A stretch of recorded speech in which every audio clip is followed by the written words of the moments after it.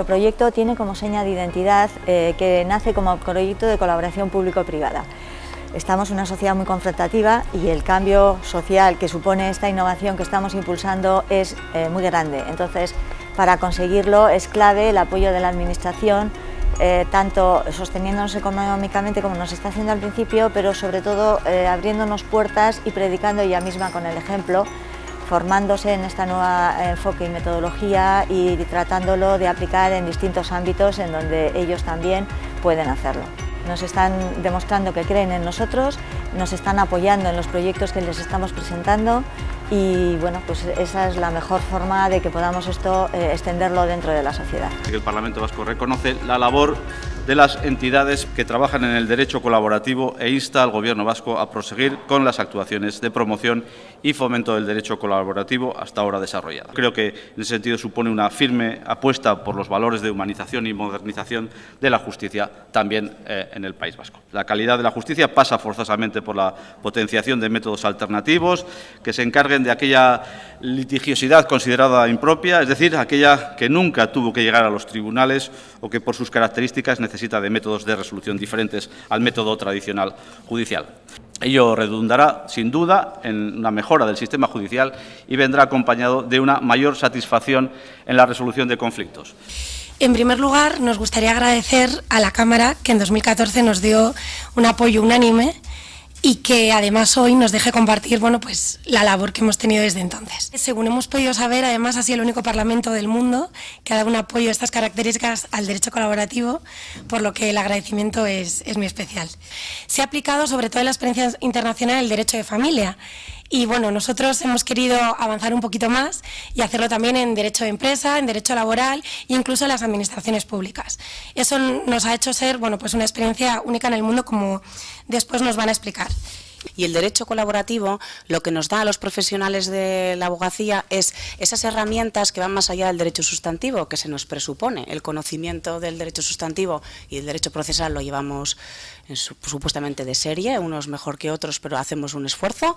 Y lo que sí nos da el método de resolución de conflictos, que es el derecho colaborativo, es estar formados en estos estándares de negociación, y esa forma de negociar incluye también trabajar con las emociones y con las relaciones. En el derecho de familia, nosotros lo que vemos en los divorcios, sobre todo que es donde lo hemos implementado, es que las familias se transforman, pero no se deshacen. Se deshace la relación de pareja, pero en cuanto existen menores, hay unas familias extensas, esa relación va a tener que transformarse, pero va a seguir existiendo.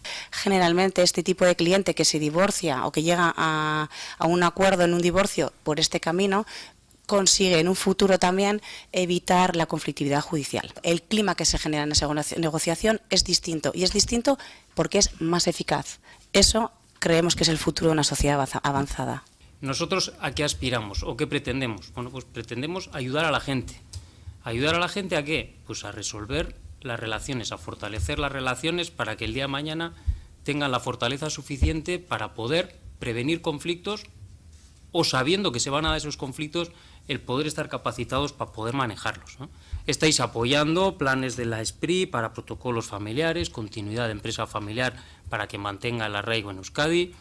Estáis apoyando un derecho civil vasco también que permite la posibilidad de que la gestión del patrimonio a través del fallecimiento pueda perdurar e incluso crecer a nivel familiar, que las familias empresarias o los socios involucrados en un proyecto empresarial es que muchas veces no ven otra solución que esta. O sea, en el juzgado ven todo menos una solución. Entonces, cuando les planteas un poco esta posible solución constructiva de resolución o de prevención de conflictos, pues la verdad es que aquí ya sí estamos hablando de firmas de pactos y de forma significativa. Pero me ha gustado escuchar frases o expresiones de alguna manera al mundo de la gestión, de la innovación en la empresa, ¿no? Han utilizado ustedes expresiones o nos han explicado que han utilizado métodos a nivel interno que sería mucho más normal escuchar en la Comisión de Desarrollo Económico y no, por ejemplo, de esta de Trabajo y Justicia. Por lo tanto, escuchar, por ejemplo, pues que es el cliente el que debe estar en el centro, que ustedes han empleado Design Thinking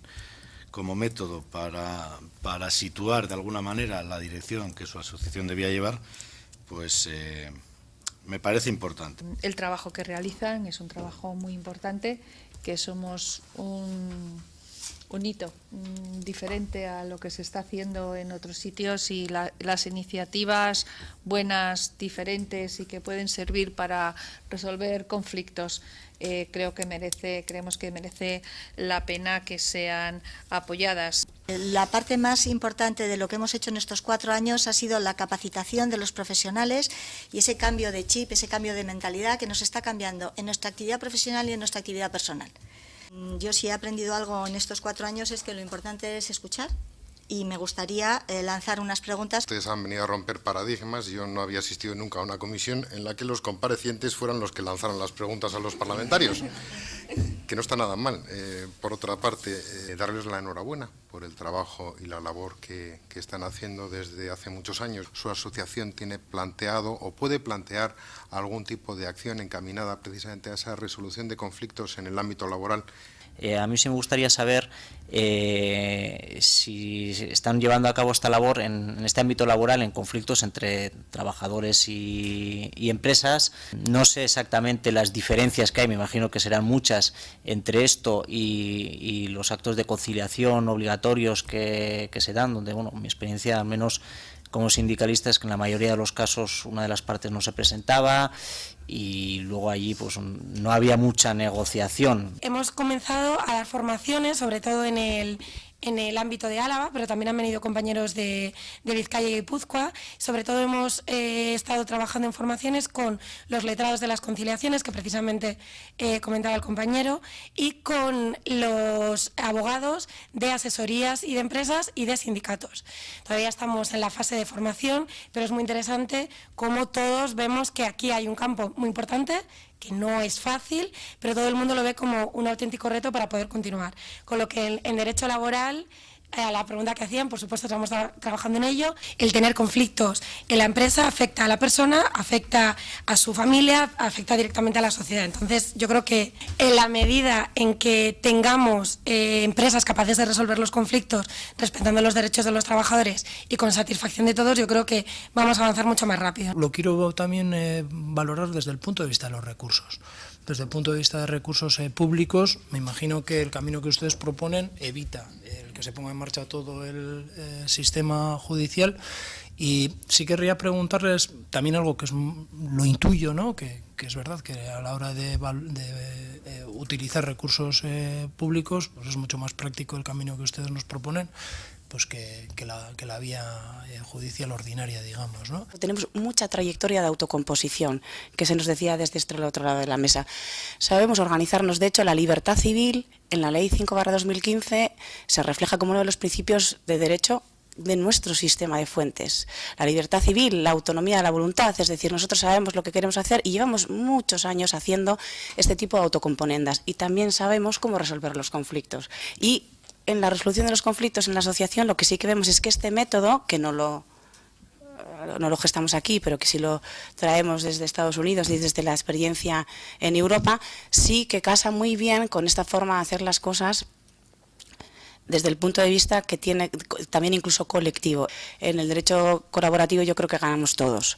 Ganan las partes, ganan los profesionales, es evidente, se trabaja de otra manera, gana el sistema, no solo el judicial, efectivamente gana la sociedad. Para nosotros es importante en el equipo, cuando trabajamos, no solo que haya abogados, que es el abogado de cada uno, sino que nos parece muy importante trabajar con los que nosotros llamamos facilitador de la comunicación, o mediador, o neutral, bueno, hay diferentes nombres. Es una persona que está muy atenta a que esas personas, los clientes, las protagonistas del conflicto, se vean con voz y sepan escuchar. La gente sabe lo que quiere, la gente quiere autorregularse.